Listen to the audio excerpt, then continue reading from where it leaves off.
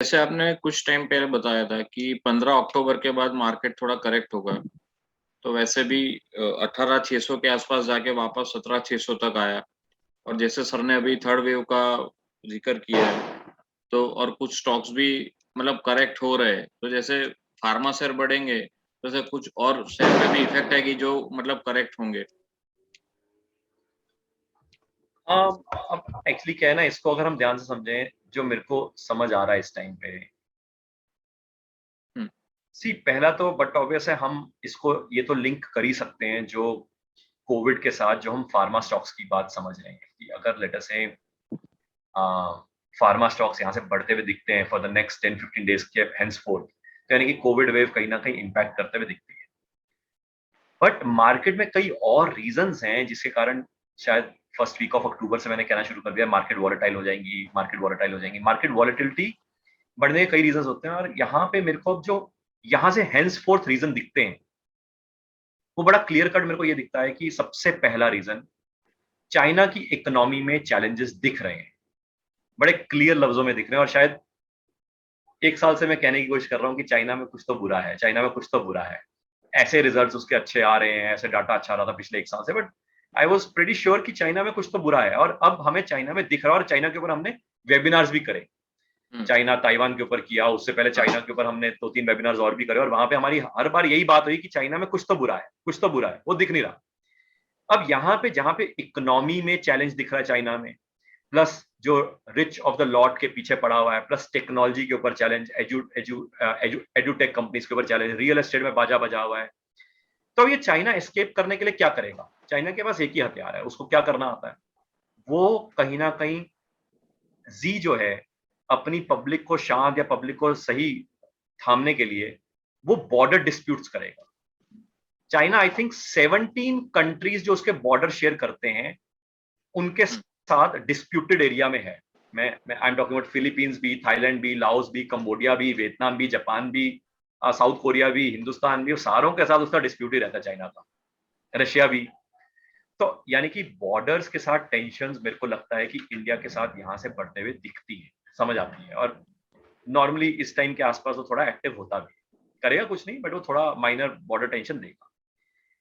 मुझे साथ में इसके अलावा जो एड ऑन लगता है वो ये लगता है कि जिस तरीके से तालिबान का स्टेज सेटअप किया गया, और जिस तरीके से तालिबान अब पाकिस्तान में हरकतें कर रहा है, और कहीं ना कहीं इंटेलिजेंस भी समझ आ रही है, इंटेलिजेंस को भी समझ आ रहा है कि इंडिया में वो कुछ ना कुछ हरकत करने की कतार पे हैं, जो कि हमने J&K में भी देखने को दिख ही रहा है कि प्राइवेटली डेडिकेटेड लोगों के ऊपर वार कर रहे हैं, परेशान कर रहे हैं, वगैरह वगैरह। And I think very smoothly whatever limited we can understand mister Modi ji and Amit Shah ji, अगर ये कोई स्टेटमेंट देकर आए हैं, पहली बात तो स्टेटमेंट देते नहीं है, और अगर स्टेटमेंट देकर आए हैं तो यानी कुछ करेंगे। तो अमित शाह साहब जो J&K अभी होकर आए हैं, I expect one tight blow to Pakistan in the next few days. मेरे को तो ऐसा लगता है, यानी कि एक अच्छा खासा ब्लो पाकिस्तान को देखने के लिए एक मैसेज वहां पे जाके देकर आए हैं, और उसके बाद अब ये मेरे ख्याल से एक ब्लो पाकिस्तान को देगा, और चाइना बॉर्डर पे वो डिस्प्यूट वगैरह करता रहेगा, वो चलता रहेगा इन एनी केस। एंड इसका मतलब ये मेरे को जो थोड़ा सा और चेंजेस दिखते हैं in terms of strategy going forward, and then I will come on to the market की मार्केट में क्या दिखता है। अभी तक हमने मोदी साहब को क्या देखा, मोदी साहब was quite vocal about taunting his competitors, taunt कर देते थे, चुटकी बजाते थे, वगैरह वगैरह, है ना। I am looking at a different personality now. मुझे नहीं लगता कि वो टॉन्टिंग और वो मिंसिंग ऑफ, वो जो टॉन्ट वे में जो वर्ड करते थे ना, I think he will become more balanced in terms of in speech. He is very strong in action. अब वो एक्शंस में और स्ट्रांग हो जाएंगे, और मेरे को लगता है कि अब उनकी जो स्ट्रेटेजी रहेगी, ये मैं इसलिए ऑब्जर्व कर रहा हूं क्योंकि इंडिया में एंटी नेशनल एक्टिविटीज काफी बढ़ रही हैं, और बढ़ चुकी हैं पिछले एक साल में, 1.5 साल में, we have seen it. In the next 6 months also I am expecting कि ऐसे एंटी नेशनल एलिमेंट्स हर जगह से बाहर निकलने की कोशिश करेंगे। सो अगर बाहर निकलने की कोशिश करेंगे, उनको बहुत जोर की मारना पड़ेगा, और बहुत जोर की मारने के लिए उनमें से कई एंटी नेशनल एलिमेंट्स को नेशनल करा जाएगा। और वो नेशनल करने के लिए आई थिंक मोदी साहब क्या करेंगे, he will not be vocal on his taunting mechanism, but he will try to build up a team around to manage these type of anti national elements, ताकि उनको अपने साथ लिया जाए, so that कई जो लार्जर एंटी नेशनल एलिमेंट्स है ना, उनको तो पूरा निस्तो नाबूद किया। This is what I am expecting from him in the next maybe 3 to 6 months and we'll see it hopefully. Now coming on to the market, तो मार्केट में मेरे को लगता है कि यहाँ पे एक तरह से 4 फेजेस में मेरे को मार्केट दिख रही है मोटा मोटा। पहला फेज दिवाली तक का फेज, ये जो इस वीकेंड तक का phase, it will be managed, और वो मैनेज बड़े तरीके से, अच्छे तरीके से किया जाएगा, जो कि हम देख भी रहे हैं। आज मैनेज किया गया, कल भी मैनेज किया जाएगा। कल थोड़ा सा डाउन दिखता है मेरे को, परसों दिवाली वाले दिन, I think Diwali is on Thursday, तो दिवाली वाले दिन आई एम एक्सपेक्टिंग कि अच्छा हाई ओपन होएगा और फिर धीरे धीरे करके ड्रैग डाउन होएगी market. So I am expecting to be manage this week. इस वीक के बाद I think till the third week, यानी कि till may be 22nd 23rd नवंबर, आप यूं समझ सकते हो, starting from may be 7th नवंबर से लेके 23rd नवंबर तक आप मान लो 15 दिन, I am expecting market to be rising and I will not be surprise ये मार्केट को 18,700 तक भी ले जाएगी, यानी कि 18,700 18,800 भी शायद आ जाएगी market. New high, trap the people, okay, so that जो लोग, न्यू हाई मतलब समझो ऑलमोस्ट एट द हाई, 18,600 मान लो, 700 मान लो, उसके आसपास तक ले जाएंगे, ताकि लोग जो है ट्रैप हो जाए, डिस्ट्रीब्यूशन मस्त।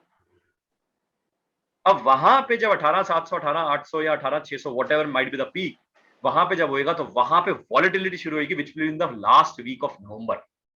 वहां पे उसको वॉलेटाइल कर देंगे, यानी कि Nifty will be volatile and stocks टूटेंगे, जो भी समझो। मुझे स्पेसिफिकली लगता है जिन स्टॉक्स को पूरे साल चढ़ाया है ना, उन स्टॉक्स के ऊपर थोड़ी परेशानी अब आने वाली संभावना मेरे को दिखती है, जिन स्टॉक्स को पूरे साल चढ़ाया है। और वहीं से मेरे को दिखता है कि फिर वहां से फार्मा स्टॉक्स बढ़ते हुए दिखते हैं। That means last week of November से till December mid there will be huge volatility. Volatility can be may be ऐसे मार्केट हिल सकती है, और ऐसा भी हो सकता है कि we can see correction in the market, that we have to see, क्योंकि अगर ऐसे हिलाएंगे तो ये स्टॉक्स को तोड़ते रहेंगे। कभी किसी दिन ऑटो तोड़ दिया, किसी दिन ऑटो में बजाज ऑटो तोड़ दिया, किसी दिन अगले दिन बालकृष्णा तोड़ दिया, अगले दिन मारुति तोड़ दिया, अगले दिन टीवीएस मोटर तोड़ दिया, या किसी दिन स्टील तोड़ दिया, किसी दिन सेल तोड़ दिया, किसी दिन टाटा स्टील तोड़ दिया, किसी ने वेदांता तोड़ दिया, किसी ने हिंडाल्को तोड़ दिया, आई मीन टू से मेटल्स, एल्यूमिनियम वगैरह। यानी कि ऐसे रखेंगे तो स्टॉक वाइज तोड़ते रहेंगे। अगर निफ्टी तोड़ेंगे तो वैसे स्टॉक्स हिल रहेंगे। दो मैकेनिज्म हो जाएंगे टिल 15 दिसंबर। एंड दिसंबर के बाद जो हॉलीडे सीजन शुरू होता है वेस्टर्न वर्ल्ड में वगैरह वगैरह, एफआईआईज भी थोड़े बेचारे शांत हो जाते हैं, तो यहाँ पे एक तरह से मार्केट थोड़ी थम जाएगी। सो आई एम नॉट सेइंग बढ़ जाएगी, आई एम सेइंग थम जाएगी, यानी कि वॉलेटिलिटी थोड़ी थोड़ी कम होने लग जाएगी, स्टेबल हो जाएगी, रहेगी नीचे की तरफ ही, परेशानी रखेगी। एंड देन तब तक मेरे को लगता है कोविड का जो वेव है वो भी दिसंबर एंड या मे बी जनवरी फर्स्ट वीक सेकंड वीक तक एक तरह से खत्म हो जाएगा, will be on track, and then I think we'll see a new India. So this next 1.5-2 months will be a very good strategy in revisiting our portfolios. Maybe wealth का portfolio develop करने के point से हमें जो मौका चाहिए था average करने के पॉइंट से, वो प्लस और इन्वेस्टमेंट करने से हम जानबूझ के अभी सिर्फ 20-25% ही एक्सपोज हैं अपने पोर्टफोलियो एजुकेशन में, तो उसको हम बढ़ा पाएंगे, सिप में बढ़ा पाएंगे, चर्निंग में, स्विंग में, वेल्थ में। तो ये फेज अपने को, ये नेक्स्ट 2 months में अपने को अच्छा फेज दिखना चाहिए। So this is how I am looking at the markets for the next markets and the economy in the next 2 months. Thank you, sir.